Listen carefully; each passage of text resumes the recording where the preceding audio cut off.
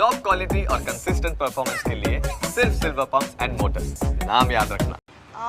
ISKCON તરફથી આંબલી જતા રૂપલભાઈ પંચાલ તુલિપ બંગલોમાં રહે છે બોડકદેવ.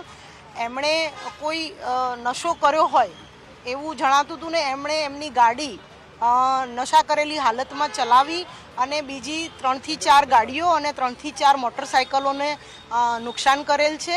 અને એમની પોતાની ગાડીને પણ એમણે હિટ એન્ડ રનની માફક સીધા આ રેલિંગમાં એમણે વધારે સ્પીડ હોય, કાબુ ના રહેતો હોય એટલા માટે થઈને એમની ગાડી પણ આ શોરૂમના રેલિંગમાં ઘૂસી ગયેલ છે.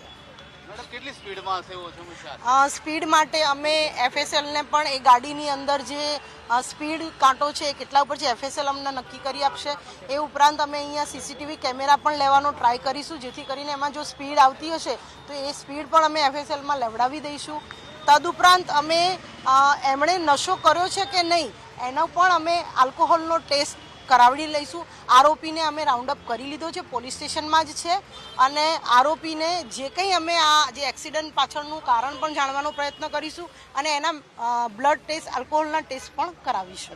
અકસ્માત થયો કેમ છતાં 40 મિનિટ કંટ્રોલ રૂમમાં મેસેજ મળ્યા, 40 મિનિટ પછી પોલીસ કેમ આવી?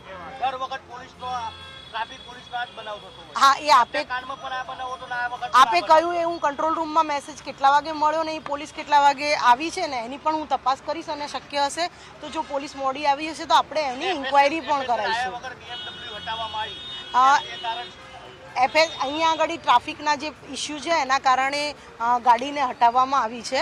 અને અહીંયા જ્યાં ગાડી જે રીતે પડી છે એ રીતે અમે એફએસએલને એ દ્રશ્ય રીતે અહીંયા નિશાની કરી અને બતાવીશું. સ્પીડ તો એનો કાંટો પણ, ગાડી મોંઘી છે એનો કાંટો પણ બતાવશે, વત્તા એની અંદરની ચીપ હશે એની ટેકનિકલ પુરાવા પણ આપણે ગાડીની કંપની પાસેથી મેળવી લઈશું. કેટલા લોકોની ઈજા થઈ છે? આમાં ઈજા લગભગ સચ ઈજા ઓછી થઈ છે. જે ચલાવનાર હતો એને થોડી ઘણી ઈજા થઈ છે, પણ મોટરસાઇકલ અને ગાડીઓને નુકસાન વધારે થયું છે. આરોપીનું બેકગ્રાઉન્ડ અમારી તપાસ દરમિયાન જે કંઈ નીકળશે એ આપને મેસેજ અમે આપીશું.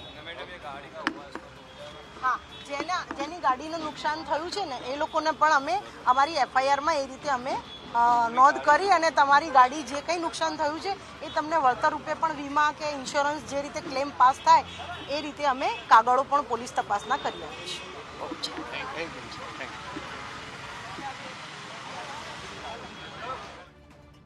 5 થી 7 ગાડીઓને ટક્કર પણ મારી છે અને અનેક લોકો છે કે જેમને સામાન્ય ઈજા પહોંચી છે અને જે ગાડી ચલાવનાર અન્ય વ્યક્તિઓ હતા તેમને ઈજા પહોંચી છે. તેમને અત્યારે સારવાર હેઠળ પણ ખસેડવામાં આવ્યા છે. અને બીજી તરફ જેટલા પણ લોકો છે કે જેમને ઈજાઓ પહોંચી